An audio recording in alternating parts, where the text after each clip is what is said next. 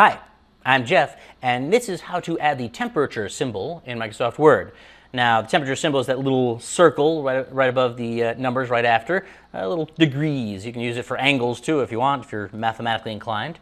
Right here, I've got a little story I'm working on, and I've decided that it was a balmy 28 degrees Celsius, of course.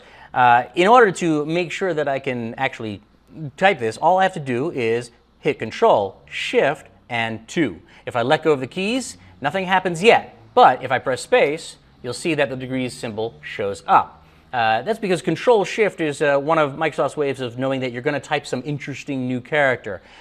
In this case, the 2, if it's Shift 2, is the @ symbol. Circular, so they decided, yeah, that's kind of like what you're going for here. That's the degrees sign. You can do all kinds of different symbols, for instance, accents over vowels and stuff like that, by doing the same thing. Control Shift, find something that looks like it, and then type the next bit, and it'll put it in for you.